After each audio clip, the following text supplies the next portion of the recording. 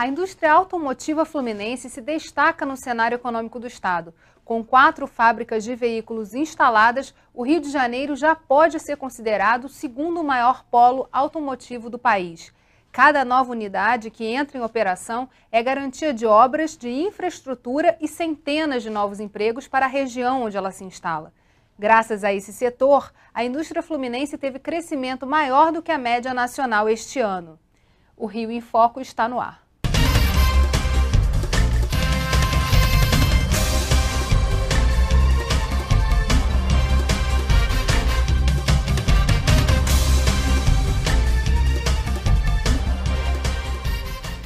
Para conversar sobre a cadeia produtiva da indústria automobilística fluminense, estão aqui o secretário estadual de Desenvolvimento Econômico, Energia, Indústria e Serviços, Júlio Bueno, e o Henrique Carneiro, presidente do Sindicato da Indústria Metalmecânica do Médio Paraíba. A produção automotiva está distribuída em diferentes áreas do estado. Na cidade do Rio de Janeiro, a Renault-Nissan fez uma parceria com o governo do estado, Prefeitura, Petrobras Distribuidora, Light Ampla, para produzir carros elétricos, que vão circular como táxi pela cidade. O investimento gira em torno de 500 milhões de reais. A coreana Hyundai, instalada em Itatiaia, investiu 150 milhões e já começou a operar. A meta é chegar a produzir 5.000 máquinas para construção pesada por ano. A previsão é que sejam gerados 1.500 empregos. O pessoal está sendo preparado no próprio centro de treinamento de mão de obra da fábrica. Qual a importância para a economia do estado do Rio de Janeiro ser o segundo maior parque automotivo do país? Significa muito, né? Porque o Rio tem, do ponto de vista estratégico, um desafio importante, que é ir além do petróleo, né? E a indústria automobilística, ela permite o encadeamento. Ela é um importante motor da indústria de transformação e, portanto, a atração de investimento nos permite, de alguma maneira, diversificar de forma importante, significativa, né, a indústria e, portanto, a economia do Rio de Janeiro. A gente já conseguiu, então, criar essa cadeia de fornecedores? A cadeia de fornecedores ela está vindo, né? Na verdade, hoje, o número que se tem é que há implantação no Rio de Janeiro de fornecedores, cerca de 2 bilhões de reais, né, de fornecedores vindo. Então, mas nós temos, isso aqui é importante, um tamanho mínimo que permite a atração de fornecedores. É só entender que na primeira fase da indústria automotiva, nós não tínhamos esse tamanho crítico, né? Agora temos. E isso permite que a gente encadeie. E como está a formação do pessoal para trabalhar nesse mercado? Bom, a formação está indo também, tentando acompanhar esse crescimento. É claro que ela tem um tempo maior, porque a previsão de uma formação de um engenheiro leva 5 anos, mais a sua especialização, mas as universidades locais têm se dedicado já em colocar cursos à disposição da sociedade. Em termos de dinamização da região sul-fluminense, esses novos investimentos estão trazendo de fato uma mudança na região? Isso aí não há a mínima dúvida. Na verdade, o sul-fluminense ele vem crescendo na medida que o Estado vem colocando as condições para que empresas desse porte façam o seu desenvolvimento. Não há dúvida nenhuma, como o secretário disse, que a indústria automotiva ela é uma encadeadora, tanto na contratação de pessoas com elevado salário, que vão trazer para toda a sociedade uma distribuição de renda, como também na criação de emprego. Em termos de encadeamento, a gente está falando um pouco da metalmecânica, mas existem outras indústrias ali no sul fluminense também. Elas geram também pessoal para a indústria automobilística? Há essa troca, esse intercâmbio de pessoal? O intercâmbio ele é natural. Na verdade, a indústria automotiva é uma indústria de alta contratação. Ela realmente, quando ela chega numa região, ela busca os melhores funcionários. Realmente ela é muito atrativa em termos de benefício, de ganho de salário e realmente ela consegue trazer sinergia de outras indústrias também. Claramente a indústria metalmecânica tem funcionários e qualificações muito próximas à qualificação do automotivo, o que faz com que essa troca, né, aconteça muito mais forte dentro do metal mecânico. Secretário, com esses investimentos, com esses incentivos, como é que fica a arrecadação de ICMS no Estado? Crescente, crescente. Evidentemente que a arrecadação de ICMS, ela teve um problema esse ano por causa da questão da eletricidade, né?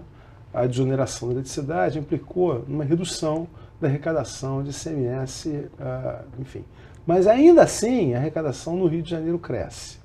E certamente a indústria de transformação, que tem crescido mais do que a média nacional, é um dos responsáveis pela manutenção né, do crescimento da arrecadação aqui no Rio de Janeiro. Permite que a gente tenha uma alternativa aí para os próximos anos para a questão dos royalties, por exemplo? Realmente os royalties representam uma parte muito importante do nosso orçamento, né? Na verdade, mas é muito menos do que a arrecadação de ICMS. Mas é muito importante do ponto de vista do investimento que o Estado precisa fazer. Mas evidentemente que a redução, de alguma maneira, de forma relativa, os royalties representando uma menor parcela, é saudável para a economia do Rio. O que a gente tem naquela região sul-fluminense de infraestrutura colocada que permite, que viabiliza tantos investimentos acontecendo nessa região e o crescimento da indústria automobilística lá? Em primeiro lugar, a gente aquela região está no meio da principal rodovia do Rio de Janeiro, que é a Presidente Dutra, unindo os dois maiores mercados brasileiros, Rio e São Paulo. Então, essa é uma vantagem muito grande, né? Em segundo lugar, o Rio de Janeiro se torna atrativo pelo pacote de coisas, né?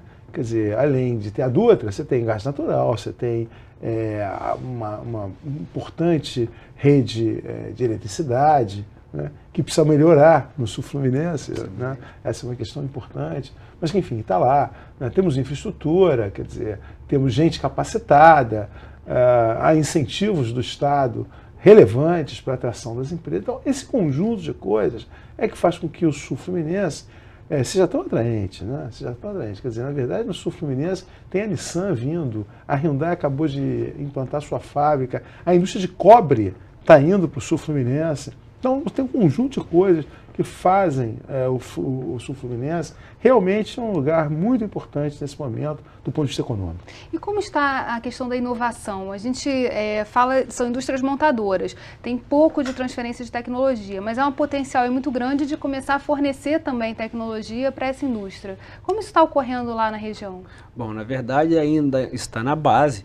Há diversos desenvolvimentos sendo encadeados na nossa região, muitos realizados pelas universidades, pela UERJ, pela UF, mas algumas outras vertentes têm sido desenvolvidas através diretamente das próprias montadoras, que há 2 anos atrás começaram um movimento de inovação. A busca, obviamente, é de tentar criar itens nacionalizados que possam suprir as montadoras e os seus veículos de forma a agregar valor na nossa região. Também é importante lembrar que o programa do governo federal, o Inova Alto, ele é também importantíssimo do ponto de vista de provocar as montadoras a formar gente e tecnologia no Brasil, tá certo? Então isso também tem um impacto relevante. Só lembrar, a Nissan também já anunciou um centro de pesquisa extremamente importante aqui no Rio de Janeiro. Quer dizer, então, o movimento do governo federal também possibilita alavancar, né, investimentos em inovação que certamente serão muito importantes para o Brasil. Beneficiam todo o Estado. E dentro dessa linha do governo federal, alguns professores, né, estão já montando uma cooperativa, que é o Parque Rio Sul Tech, cujo objetivo é exatamente dar condições às universidades de prestar serviço tecnológico às indústrias locais. É um movimento muito interessante que a universidade sai na frente. É isso aí. Vamos fazer um pequeno intervalo e a gente volta já. Rio em Foco aqui, política e economia caminham juntas.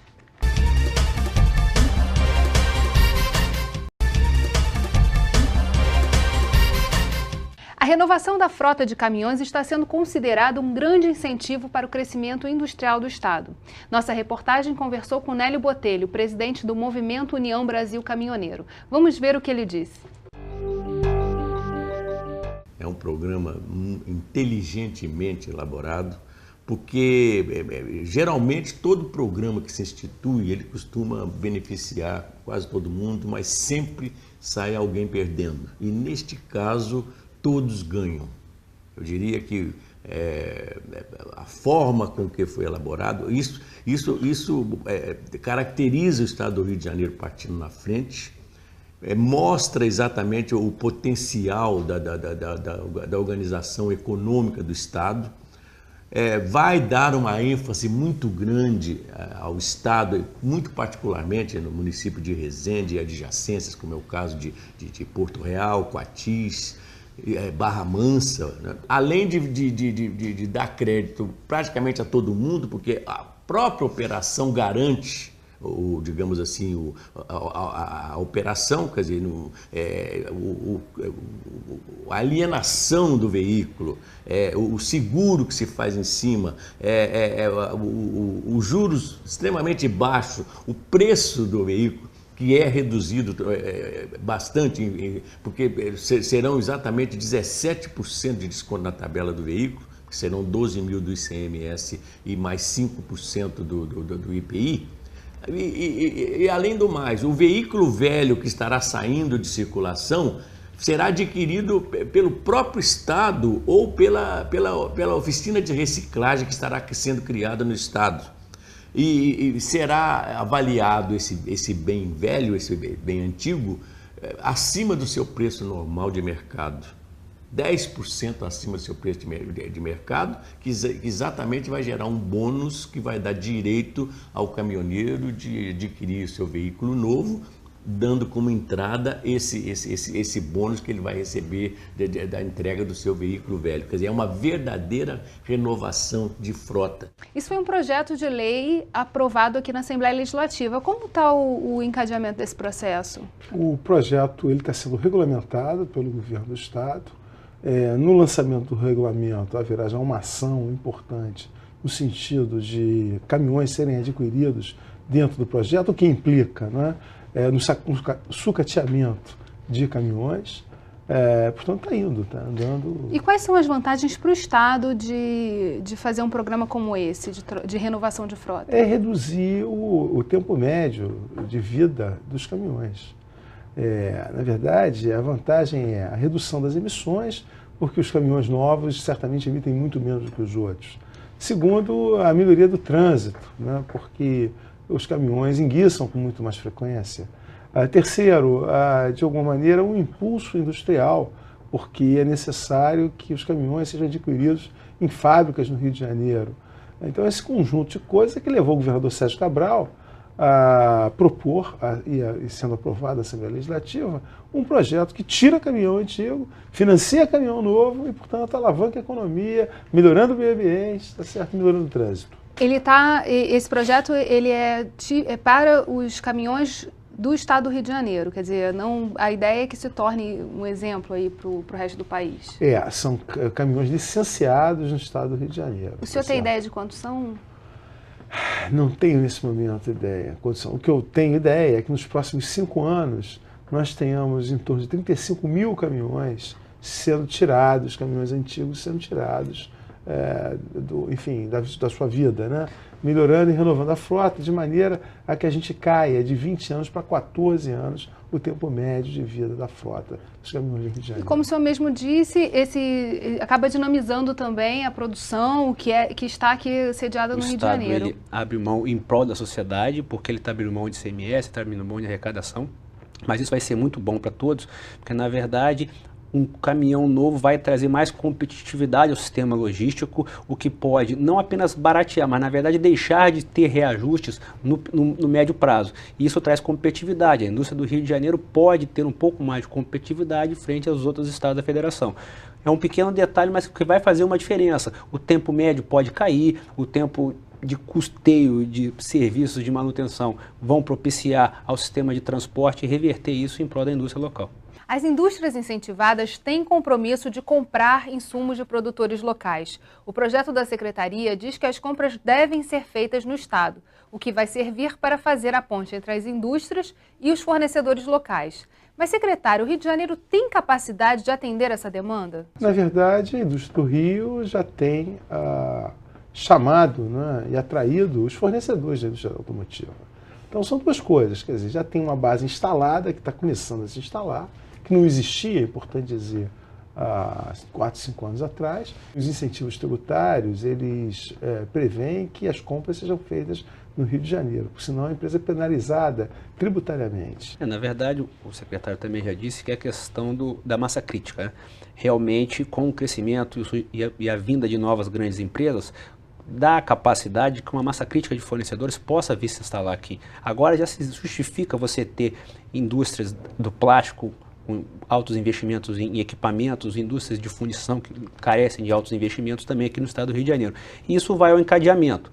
Obviamente, a indústria que era da região, ela não está preparada para o setor automotivo diretamente, mas ela está preparada ao subfornecimento, ao fornecimento de terceira e de quarta escala. E as cidades estão mudando? Porque a atração de pessoal que tem que ter formação de terceiro grau, etc., você começa a também aumentar o nível de renda da população. Exatamente. Isso já está acontecendo? Isso já está acontecendo.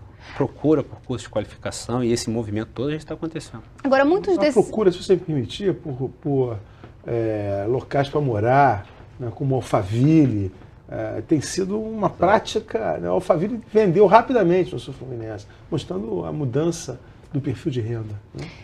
A maior parte desses investimentos vão se concretizar em 2015, 2014, enfim, para frente. Como é que a gente trabalha essa expectativa com a economia andando não tão bem como está nesse momento?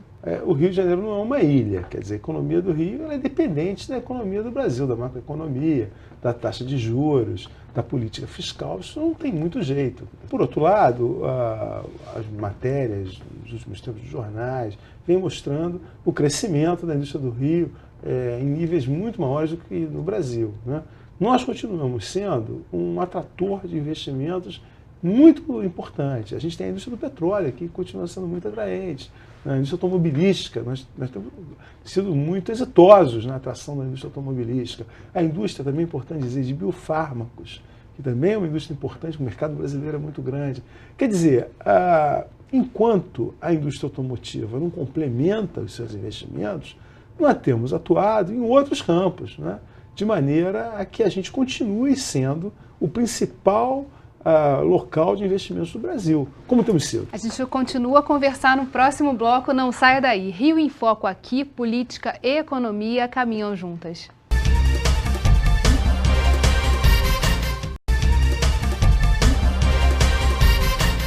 Nossos convidados de hoje são o secretário Júlio Bueno e Henrique Carneiro, que é presidente do Sindicato da Indústria Metal-Mecânica no MED Paraíba.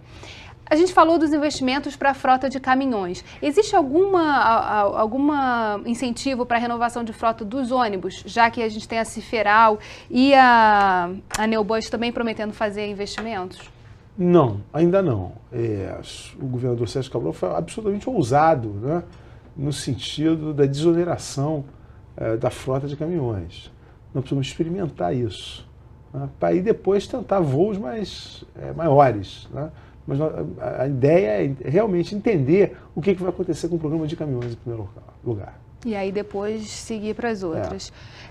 A gente já falou nos 2 blocos anteriores sobre mão de obra. Existe algum trabalho feito pelo governo do estado, especificamente, para induzir o desenvolvimento e o trabalho também das universidades naquela região? Existe, o Henrique até pode me ajudar, a UERJ, né? Ela tem feito um trabalho importante, abrindo vagas. A Firjan também, com o pessoal do... A Firjan com o Senai. E a Firjan, ela sempre faz conosco uma parceria na implantação das montadoras. A UERJ está fazendo um investimento, anunciou a criação de 400 vagas de engenheiro para os próximos anos, e isso faz com que a região consiga vir a dar subsistência a essa dinâmica da região, que carece, obviamente, de pessoal qualificado.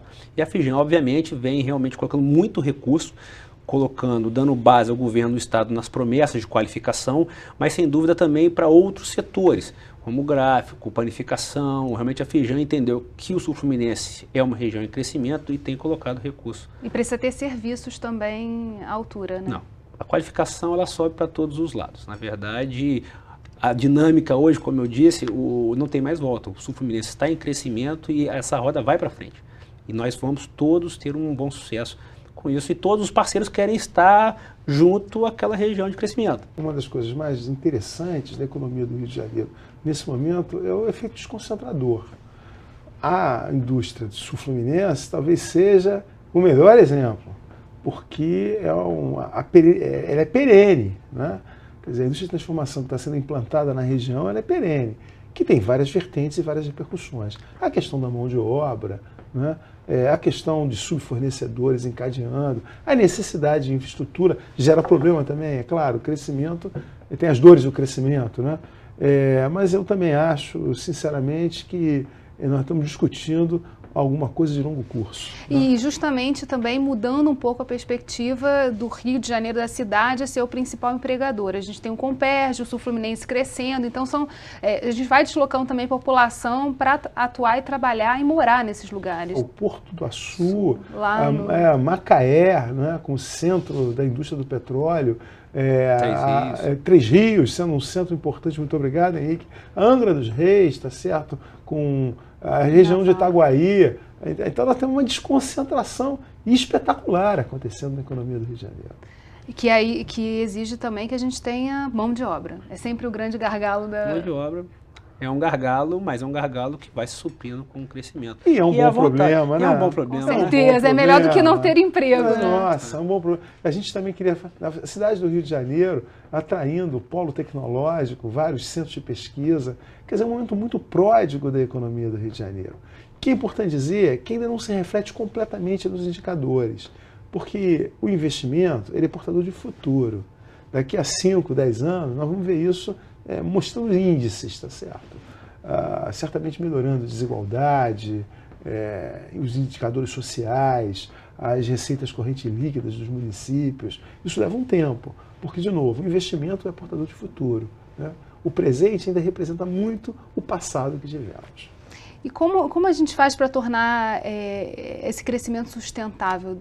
Que é uma preocupação, é portador de futuro e a gente sabe que o futuro também é incerto de todas as formas. Mas como é que a gente faz com que a infraestrutura consiga andar junto, que todos os fatores se reúnem para a gente ter também as felicidades do crescimento, né? E não só as dores. Você me desculpe, eu vou pegar minha mãe. Minha mãe dizia uma frase que eu gosto muito, assim, quer dizer, cada povo tem o governo que merece, né? Acho que a área pública ela é responsável para dar sustentabilidade, dando um ambiente de negócios adequado, portanto gerando investimentos e também estabelecendo uma infraestrutura, né, que seja compatível com as necessidades de crescimento. Mas, de novo, né, não tem jeito, votar é a melhor solução para dar sustentabilidade. Realmente, o que vai fazer as coisas acontecerem é a vontade pública, que está dentro do Estado e está na sociedade. Não há dúvida que se governos forem tão dinâmicos como esse que está, conseguirem dar essa velocidade, a sociedade fluminense vai estar sempre em bons caminhos. Possibilidade de gerir melhor, né? Gerir a máquina pública, esse é o grande demanda. A área pública ela é fundamental. Só para a gente lembrar, no Brasil, a área pública, sem levar em conta as estatais, representa 40% do PIB brasileiro, 36% de imposto que a gente paga, mas 3% de déficit nominal, então mais ou menos 40%. Fora a Petrobras, a área pública brasileira, ela é muito importante. Mais ainda, ela é importante para dar um ambiente de negócios, né? Então, para que a gente se torne autossustentável e tenha perspectiva de futuro e tal, é importante que a área pública seja competente. Queria lembrar que nós estamos aqui discutindo nesse programa, graças a Deus, né, as dores do crescimento, né? Tempos atrás a gente discutia, né, a estagnação e a decadência do Rio de Janeiro. Então, mudaram-se as perspectivas e as expectativas. E sempre com problema, porque o problema faz parte do desenvolvimento humano, né? Com certeza, e a expectativa agora é de futuro. A gente está falando não mais de passado, de coisas que a gente tinha que resgatar. É andar para frente e continuar mudando. Para o bem. Todos nós. Bem, infelizmente nosso programa chegou ao fim. Obrigado, secretário. Obrigada, Henrique. Obrigada a você que ficou com a gente até agora.